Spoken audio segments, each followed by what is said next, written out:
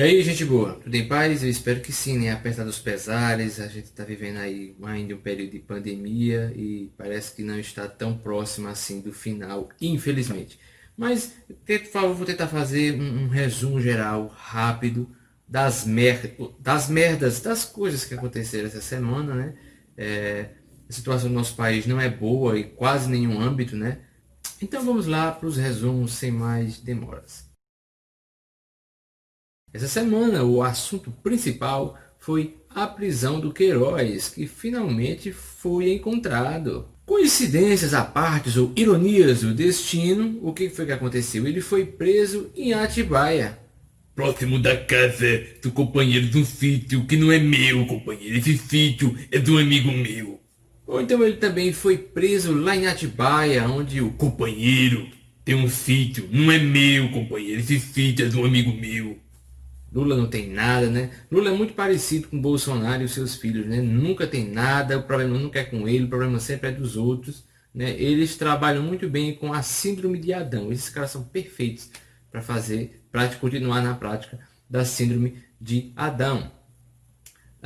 E para quem não sabe, a síndrome de Adão é uma maneira da gente chamar de passar a culpa para o outro, né? Nunca assumir seus erros, não. A culpa sempre é do outro.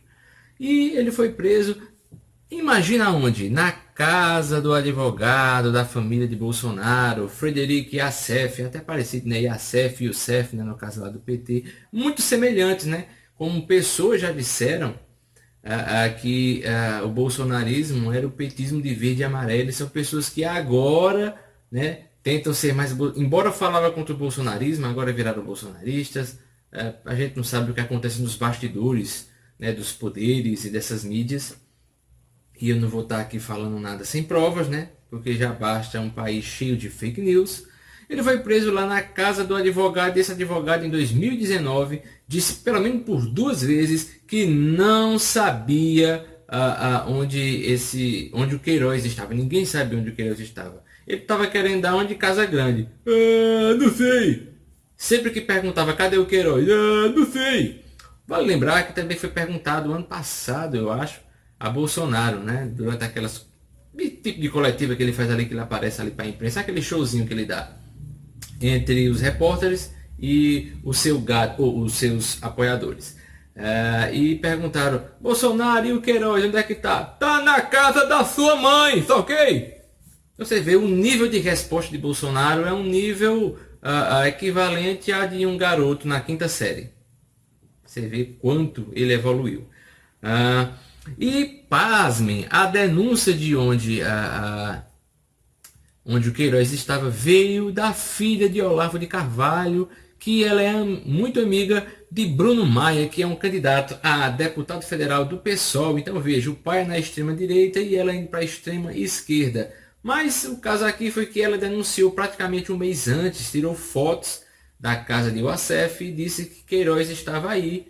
E, adivinha, ele estava. Então, devido aos vídeos recentes, né, do Olavo de Carvalho fez, pessoas que cometiam crimes, Bolsonaro via e não fazia nada, leva-nos a acreditar que talvez realmente eles saibam muitas coisas erradas que aconteceram nesse governo e não querem soltar ou estão fazendo um tipo de chantagem, né? Prova disso é a filha do Olavo de Carvalho está fazendo esse tipo de denúncia, embora, né, eles não tenham uma comunhão tão plena, né? Sua filha e ele. Se não bastasse isso, é claro que a galera que passa o pano começou a passar o pano, né? Estão ficando profissionais em passar o pano, já é uma boa aí, né? Nesse tempo de desemprego, você já tem um emprego aí de limpador, sabem passar pano tranquilo. Falando que não, há muitos que diziam que Queiroz ia ser um grande calo para o governo Bolsonaro, agora quer dizer, não, mas veja só, o PT roubou mais. Tem gente aí da esquerda na Alerj, gente da esquerda que está lá na Leste que fez muito mais coisas erradas, tem rachadinhas maiores. No momento em que você diz que outros roubaram mais do que quem você defende, você também está afirmando que o seu roubou. Então isso é praticamente uma confissão, é uma acusação em que você confessa que é um criminoso e que também participou de maracutaias. Então veja como é fraco a defesa dos bolsonaristas. E é claro, quando eu refiro aqui gado bolsonarista, eu tenho que dizer mais uma vez que eu não falo a todo mundo que votou em Bolsonaro. Uma coisa é você ser um eleitor e outra coisa é você ser realmente o gado extremo dele, tá? São coisas distintas. Né? E no meio disso tudo, foi falado aí que o advogado, o Assef, estava envolvido em seitas satânicas. Então veja só, um governo que se diz cristão, que se aliou com vários grupos católicos, vários grupos evangélicos, tem um advogado que é satanista, mas isso é verdade ou não? O fato é que em 92 aconteceu alguns crimes com crianças e nunca foram realmente esclarecidos, tá? Desde 92. Então imagine aí, 28 anos, né? Então imagine como fica essa família que perdeu seus filhos de crianças entre 6 e 8 anos e até hoje não se sabe o que aconteceu, quem cometeu esse crime e tal. A dor dessas famílias de não ter a resposta sobre a morte do seu próprio filho. Terrível, né? E o advogado foi associado e muitos começaram a dizer que ele era satanista, mas a realidade, eu não estou aqui nem para passar pano, nem para fazer fake news. É o seguinte, ele era associado com um tipo de seita, embora toda seita nunca diz que é seita. Eu vou dizer um grupo espiritual, um grupo espiritualista, né? Já que nem todo mundo gosta da palavra seita. É um grupo religioso chamado Lineamento Universal Superior, né, o LUS, L-U-S. É criado na Argentina na década de 80 e ele conheceu através de um livro escrito pela líder do grupo, né, a Valentina, que escreveu um livro chamado Deus, a Grande Farsa. Ele leu, achou incrível esse livro, né, e se associou com essas pessoas e participou de alguns eventos. E em algumas cidades onde esse grupo estava, fazendo visitas aqui no Brasil, houve algumas mortes de crianças e tentaram associar essas mortes de crianças a esse grupo, mas nunca nada foi provado. Ele teve até um mandato de prisão, mas não teve provas, né? Não tinha provas o suficiente, não conseguiram encontrar provas que o Assef tinha participado disso, né? O que é comprovado e falado por ele mesmo é que ele fazia parte deste grupo, mas não conseguiram nem confirmar que realmente esse grupo assassinou essas crianças. O que foi que aconteceu até hoje a gente não sabe e é algo que merecia ter resposta. As famílias continuam com certeza muito aflitas ainda hoje. Então dizer que ele está ligado ao satanismo é pesado, tá? E não foi realmente o que aconteceu, mas é fato que ele fez parte desse grupo, e esse grupo fala que Deus, o Deus como a fé judaico-cristã fala, né? Até a fé islâmica, né? Que fala do Deus Criador, na verdade esse Deus seria mau, e que eles receberiam as verdadeiras instruções por alienígenas, né? E que essa Valentina tinha conversado com alienígenas. Então prova o nível, né, das pessoas que estão mais próximas de Bolsonaro, né? Terraplanistas, acreditam que a Terra é plana e agora acreditam até no ET Bilu. É verdade, veja só o nível, né? O nível intelectual dessa galera. E aqui, o que é que as grandes autoridades católicas e evangélicas que estão no governo Bolsonaro e defendem com unhas e dentes o governo Bolsonaro têm a dizer de um advogado tão familiar, né, de Bolsonaro, que acredita em segmentos como esse, né, que Deus é um mal, que Deus é uma farsa e que recebe instruções de alienígenas. Então essa é a verdade. Então não tem provas, né, para dizer que ele é um criminoso. Eu vi gente dizendo que esse advogado tinha matado crianças, então é algo muito pesado e não tem provas de nada disso. Ele fazia parte do grupo. O que já é estranho alguém fazer parte de um grupo como esse e Bolsonaro querer ele tão próximo, já que Bolsonaro gosta de falar que é cristão e tal.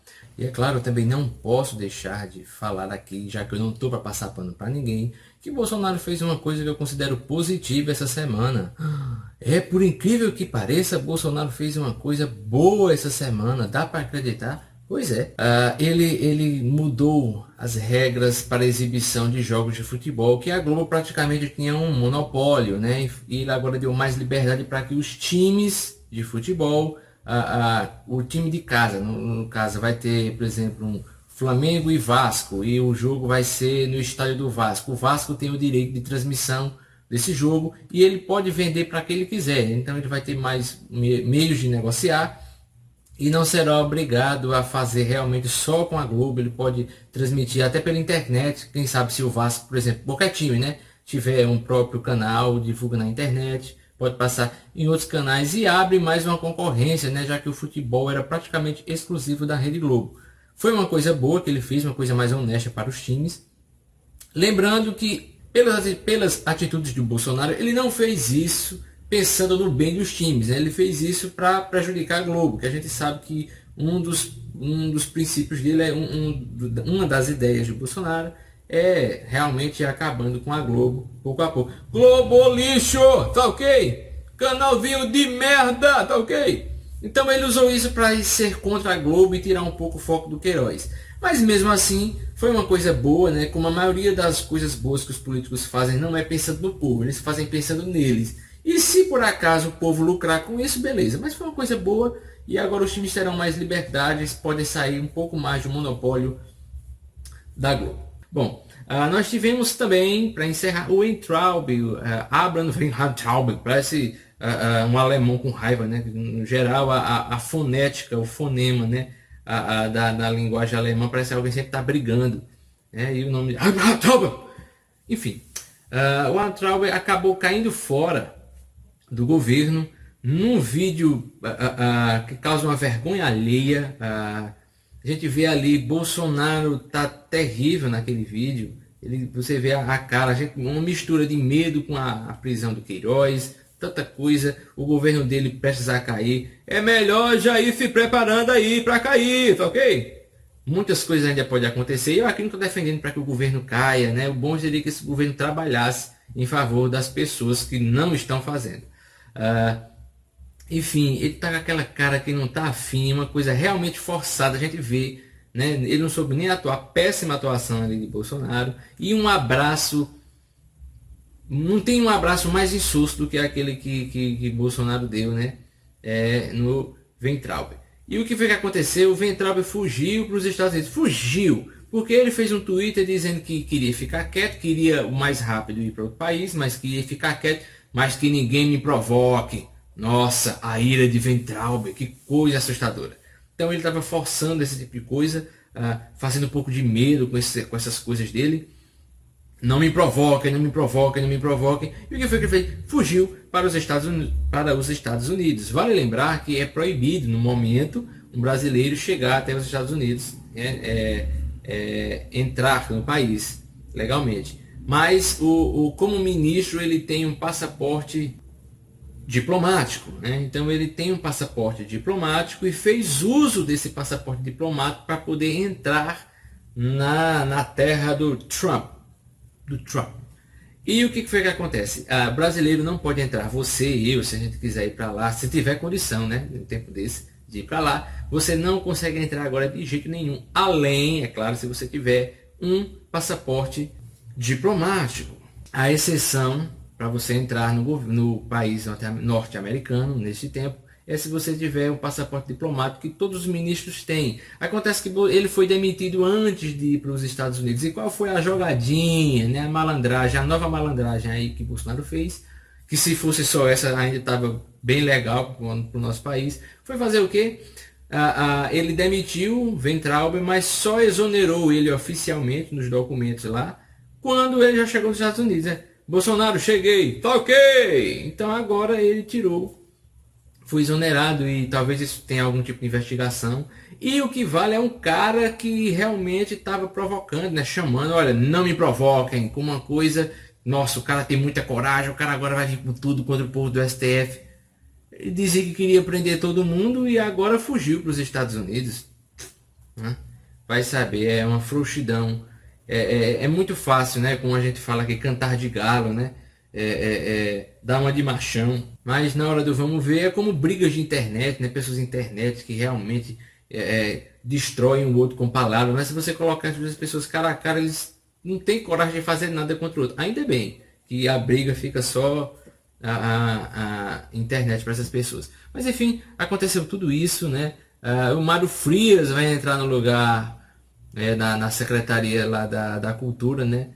No lugar da Regina Duarte.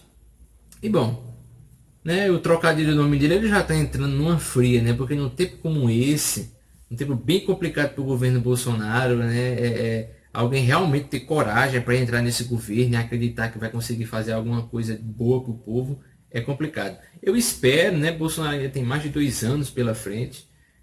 como governo, né, como presidente. Então que ele realmente aprenda a governar e deixe de mimimi e de tanta zoada. Ele não está mais na quinta série, ele não está mais em campanha, Bolsonaro. Você já ganhou. Agora trabalhe para o povo e respeite as pessoas. Enfim, é praticamente o que a gente tinha para falar. É claro que muitas pessoas vão continuar passando pano. E não, sim, para encerrar, não podia deixar de falar.